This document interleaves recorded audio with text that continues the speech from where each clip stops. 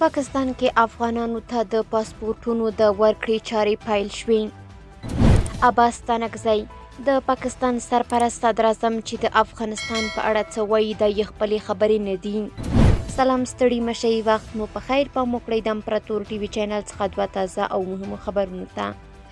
پاکستان کې افغانانو ته د پاسپورټونو د ورکړې چارې پیل شوې. اسلام آباد کې د افغانستان سفارت په یوې خبرپاڼه کې لیکلي چې پرون سه شنبه د سپټمبر 20 پاکستان کې افغانانو ته د پاسپورټونو د ویش چارې په رسمي توګه پیل شوې. خبرپاڼه زیاتوي چې اسلام آباد کې د افغان سرپرست سفیر سردار احمد شکیب د یادې پروسې پیل د افغان مهاجرینو لپاره ډیر با ارزښته وباله. هغه د بهرنیو چارو وزارت له ټیم څخه د دې سیستم د فعالولو لپاره مننه کړې ده. ښاغلي شکیب زیاته کړې چې له دې وروسته به د پاسپورټ غوښتونکي کولی شي په آنلاین بڼه د پاسپورټ اخیستو ټوکن ترلاسه او په ټاکل شوي وخت سفارت ته مراجعه وکړي. خبرپاڼه کې راغلي چې د آنلاین ټوکن سیستم لینک به ډیر ژر د سفارت د ټویټر، فیسبوک او ویب سایټ پاڼو له لارې له غوښتونکو سره شریک شي. د بهرنیو چارو وزارت څه موده وړاندې اعلان وکړ چې د پاکستان او ایران په ګډون به ځینو نورو هیوادونو کې هم افغانانو ته د پاسپورټونو د ویش لړۍ پیل شي. تر دې وړاندې ایران کې د افغانستان سفارت هم په رسمي توګه د پاسپورټونو د ویش د پیلېدو خبر ورکړی و.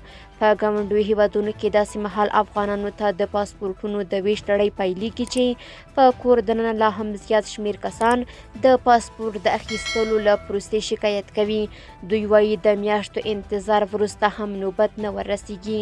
بل ورته د پاسپورټ ریاست د خلکو د تقاضا زیاتوالی د دې ستونزې اصلي لامل بولي.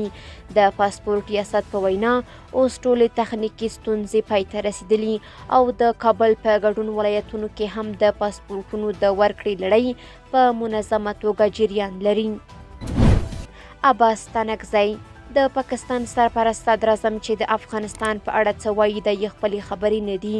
د افغانستان د بهرنیو چارو وزارت سیاسي معین شیر محمد عباس ستانکزی وایي د افغانستان په اړه د پاکستان د سرپرست لومړي وزیر وروستۍ څرګندونې د هغه خپلې نه دي.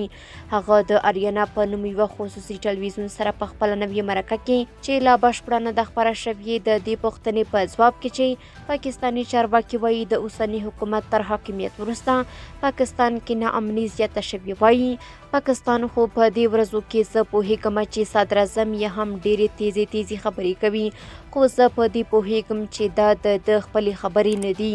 د پاکستان سرپرست لومړي وزیر څو ورځې وړاندې په خپلو خبرو کې وویل چې د افغانستان له خاورې پر پاکستان بریدونه شوي دي. هغه همداراز په افغانستان کې د امریکا پاتې شوې وسلې د سیمې د امنیت لپاره ګواښ بللی و. کاکړ تر دې خبرو وروسته له پاکستان د غیر قانوني کډوالو د ویستلو خبرداری ورکړی و. د پاکستان د لومړي وزیر دې څرګندونو ته اوس عباس ستانکزی توند غبرګون ښودلی دی. د بهرنیو چارو وزارت سیاسي معین د سه شنبې ورځ پنجشیر ولایت ته هم تللی و او هلته یې په یوه ولسي غونډه کې خبرې کړې دي. هغه ویلي امریکا د دوحې هوکړې خلاف پر افغانستان پوځي څار نه دی کم کړی او اوس هم د افغانستان هوایي حریم نقضوي.